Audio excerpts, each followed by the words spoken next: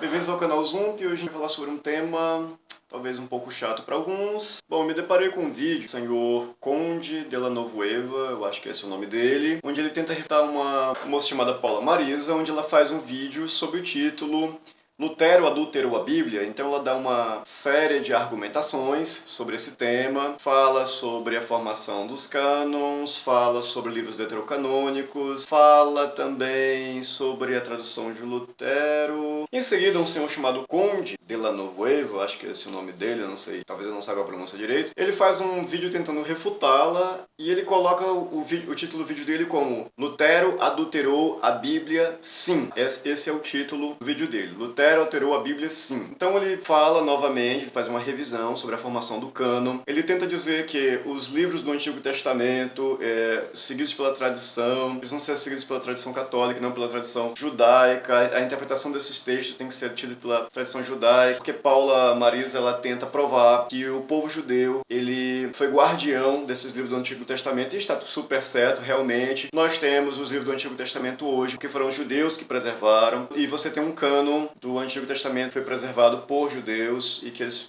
fecharam lá o cânon deles da forma que eles acharam mais harmônico o conhecimento que eles tinham, pela interpretação que eles tinham. Você tem um Novo Testamento, onde ele tenta a todo momento, e isso é muito explícito neste vídeo, e um outro vídeo também, acho que é onde ele tenta colocar que a igreja, a autoridade da igreja, ela ou está em pé de igualdade com a Bíblia, pelo menos foi isso que eu entendi, ou está acima da própria Bíblia, porque como a Bíblia descende da tradição católica, segundo o argumento dele, a Bíblia estaria sujeita à interpretação do catolicismo. Entretanto, a própria tradição do catolicismo ela precisa ser condizente com o que está escrito nas Escrituras. Se a tradição católica, supostamente preservada ao longo de tantos anos, ela está contradizendo o próprio ensino da Escritura, essa tradição ela não é válida, ela não faz sentido. Na verdade, não seria uma tradição, seria uma contradição. Ok, então eu fiz uma postagem lá e ele respondeu, onde eu coloquei que, pelo contrário, Lutero não adulterou a Bíblia. Esse título, na verdade, estava errado, que ele não adulterou a Bíblia, e ele cita no vídeo que Lutero ele não era a favor da carta de Tiago, Apocalipse, outros textos. Na verdade, Lutero ele teve problemas com 4 textos bíblicos porque parece que não estava muito adequado à doutrina que ele estava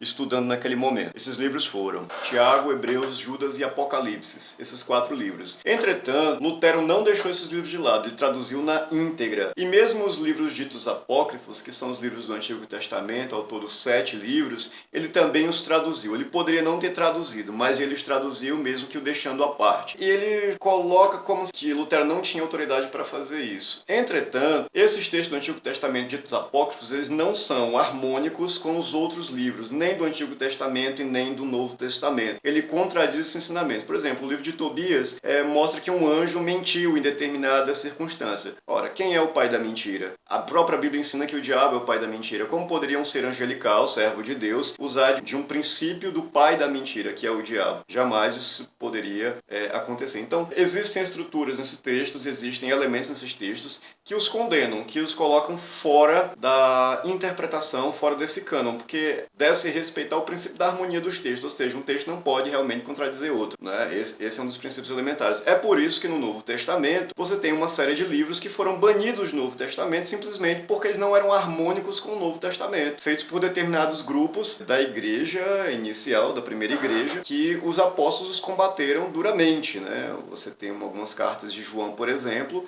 que são específicas combatendo determinados grupos heréticos dentro da igreja. Então, nesse comentário que eu faço, eu também exponho que esse senhor Conde ele está usando inclusive alguns argumentos que o próprio Olavo de Carvalho faz em um vídeo mais ou menos 1h30, onde ele tenta fazer um revisionismo histórico do protestantismo, inclusive tentando repassar o ensinamento de que o sangue de Maria é o mesmo sangue de Cristo. Ora, aí eu argumentei que o sangue de Cristo não poderia ser o mesmo de Maria porque o sangue da mãe não circula no filho, né? A mãe pode ter um tipo sanguíneo, o filho pode ter um outro tipo sanguíneo totalmente diferente. Aí ele tenta explicar que ele herdou esse sangue, mas segundo a carne, numa ótica mais ou menos de sentido de descendência. Só que é isso, que você quer dizer que Cristo descende de Maria está muito explícito na Bíblia. Entretanto, você dizer que Cristo tem o mesmo sangue de Maria significaria dizer também que Maria seria co-salvadora com Cristo, pelo sacrifício da redenção. Mas isso não se sustenta pela própria base da embriologia. Então, a todo momento, o Sr. Conde ele tenta colocar ou a instituição católica acima da própria Bíblia ou impede igualdade com ela. Nunca submissa ao que a Bíblia diz ou que a Bíblia ensina. Aí ele coloca lá no vídeo dele que Lutero não removeu os livros de Tiago, Apocalipse, Judas, né? não removeu esses textos, e ele mesmo acaba dizendo isso no vídeo também, e apenas disse que colocou os livros apócrifos à parte na tradução, ou seja, alterou apenas a forma como esses livros estavam dispostos. Do ponto de vista de organização não faz diferença nenhuma, porque a Bíblia não está disposta em ordem cronológica, ela não está disposta na ordem que os livros foram escritos. Tem um salto temporal entre o Antigo Testamento e o Novo Testamento, isso aí sim deve ser respeitado, mas aí ele vai falar que a Bíblia no século XIX ela foi escrita e que os protestantes sumiram com essas traduções, ou seja, não pode ser verificado. Ou seja, ele está usando um argumento que segundo ele, não pode ser verificado porque os protestantes sumiram com essas traduções. Será que não foi queimado, né, durante aquelas grandes perseguições? Vamos pensar um pouco, né? Aí ele vai dizer, na argumentação dele, que nós temos o Evangelho por causa da igreja. Realmente, a igreja preservou, como instituição, ela preservou os textos. Ok. Esses textos mais tarde foram colocados em latim. Mas o homem comum não tinha acesso a esses textos. O homem comum, eu e qualquer um que estiver assistindo esse vídeo, até mesmo o Sr. Conde, não teria acesso a esses livros. Não teria acesso à escritura bíblica. Isso foi proibido ao homem comum. E as pessoas que traduziram a Bíblia para outros idiomas, para os seus idiomas locais, lá, dos países onde eles de origem, eles foram perseguidos e alguns deles foram mortos, outros foram queimados vivos, seus exemplares, os exemplares da própria Bíblia, foram queimados, muitas vezes em praça pública. Vai negar isso também? Não, né? Não dá. Aí ele vai falar que a igreja ela teve autoridade para afirmar os evangelhos como autênticos. Ok, você tem um grupo de textos e você pesquisa os que são harmônicos entre si e se estabelece o padrão de ensinamento. Ok, você tinha vários textos, inclusive o texto que ele cita, que é o Apocalipse de Pedro, é um texto puramente gnóstico, né? Vai falar sobre os arcontes e outros seres típicos do ensinamento gnóstico. Então, notoriamente, ele estava contra o ensinamento da cristandade. Isso não quer dizer que ao longo dos períodos históricos a igreja tenha se distanciado das escrituras e começado a introduzir outros ensinamentos. Isso aí ficou muito notório. Inclusive, alguns desses ensinamentos estão baseados em livros apócrifos, e não em livros canônicos. Os livros apócrifos que ela mesma excluiu. Isso aí tem que ser questionado. Aí depois, no mesmo comentário, ele faz uma analogia assim, que o sangue de Cristo era o mesmo de Maria. Assim como eu tenho o mesmo sangue da minha mãe. Mas esse princípio de que eu tenho o sangue da minha mãe é um princípio medieval, porque no período medieval eles acreditavam que as crianças nasciam, os bebês eram concebidos graças ao sangue do pai que passava para a mãe, então havia um tipo de mistura de sangue e era concebido dessa forma, e era assim que as crianças nasciam. Por isso a expressão sangue do meu sangue vem dessa época, desse período medieval. Entretanto, com o conhecimento que nós temos hoje de biologia, nós sabemos que existe uma fecundação do espermatozoide no óvulo, e é daí que cada um doa metade do material genético e daí sim se dá a formação do embrião, feto e posteriormente o nascimento da criança. Então, tanto Maria só poderia ter doado metade desse material genético, ou seja, as condições, Deus criou as condições ideais para o nascimento de Cristo. Não sabemos como se deu isso em detalhes, porque isso é mistério. Mas nós podemos inferir como se deu o desenvolvimento embrionário por causa do conhecimento que nós temos sobre embriologia hoje, sobre a biologia, sobre os conhecimentos científicos.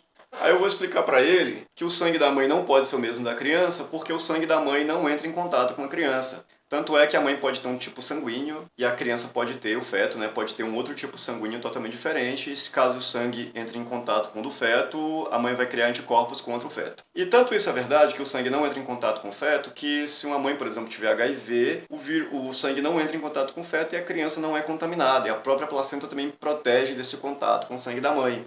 Se no ato do nascimento houver contato com o sangue, pode haver contaminação. Dizer que o sangue da mãe é o mesmo do filho está errado, é um ensinamento errado. Isso só serviria para reafirmar que Maria seria co-salvadora com Cristo no ato do sangue derramado na cruz do Calvário, coisa que não acontece. Isso não significa negar que Maria foi mãe de Jesus, não, como ele coloca. Né? Você está negando que Maria foi mãe de Jesus. Não, Maria foi mãe de Jesus sim, é lógico, ela o gerou, ela o concebeu. A Bíblia narra boa parte da trajetória onde eles estavam até Belém para poder Jesus nascer, né? Nascer numa manjedoura. Toda a narrativa do Evangelho fala justamente sobre isso. Então negar que Maria é mãe de Jesus é bobagem. Agora, eu explico que o uso da expressão mãe de Deus, porque ela era mãe de Jesus homem, mãe de Jesus como ser divino, ok, está correta, mas usar a expressão mãe de Deus induz ao pensamento de que Maria tem as mesmas funções e poderes semelhantes aos de Cristo, coisa que a Bíblia discorda e que não tem nenhum respaldo na Escritura. Aí ele vai tentar reafirmar a questão do sangue, da carne, é filho segundo a carne, e aí faz uma bagunça enorme, porque notoriamente ele não domina, parece não dominar conceitos fundamentais de embriologia que são ensinados no ensino médio. E chama os protestantes de mentirosos. Os protestantes mentirosos ficam inventando coisas, né? Os protestantes mentirosos inventaram a biologia e as ciências da embriologia, não sei. Aí depois ele vai falar, mas é claro que a mãe não alimenta o filho com seu sangue, seu corpo, seu óvulo, sua genética. Ora, a mãe doa a sua genética para o filho, metade do seu código genético para o filho, metade, e o seu corpo envia proteínas, envia lipídios, envia carboidratos para o feto enquanto ele está em desenvolvimento através do cordão umbilical. Então o conhecimento dele a respeito disso parece ser um tanto limitado. Então parece que durante todo o vídeo o senhor Conde ele fica lá choramingando, porque ao invés de Lutero ter traduzido os textos apócrifos e terem colocado nos lugares onde a Igreja Católica tinha determinado, e colocou a parte dos outros livros, simplesmente também porque esses livros não são harmônicos com os outros textos. E aí eu faço uma ligeira observação que como é que alguém é defensor da palavra de Deus, se diz defensor do Evangelho de Cristo e tem uma boca tão suja, tão torpe, como diz a própria palavra, né? Não useis de palavras torpes, né? As Escrituras nos ensinam, né? Não usarmos as palavras torpes. E ele usa isso o tempo todo. O homem tem uma boca suja. Você não pode falar das coisas de Deus, procurar falar de assuntos da alma, do espírito, sobre a salvação e usar uma linguagem tão depravada, né? Ok, amigos do canal Zump, esse foi o nosso assunto de hoje. A gente foi falar um pouquinho sobre teologia, aproveitando esse gancho da discussão com o senhor Conde. Esse vídeo não é para ofender ninguém, não tem esse caráter, não tem um caráter de impor nenhuma ideia diferente, mas apenas expor esse comentário, porque está havendo, né, um grupo, né, de suportes intelectuais, o senhor Olavo de Carvalho parece estar no meio disso, está tentando fazer um revisionismo histórico sobre a Reforma Protestante, fatos que aconteceram inclusive na Inquisição, para tentar justificar ou minimizar alguns crimes que a Igreja Católica cometeu no passado, e atacar o grupo, né, que trouxe a Bíblia comum, né, e colocou nas mãos das pessoas, que é o grupo protestante. Então aqui vai meus cumprimentos ao povo da Reforma Protestante. Deus abençoe a todos os católicos também que acompanham esse canal. Você que professa sua fé, nós gostaríamos de cumprimentar você também. E que a paz de Cristo esteja sobre nós, porque nós temos algo que nos une, que é o amor de Deus em nossos corações. Ok, então, diferenças à parte, fiquem com Deus e até a próxima.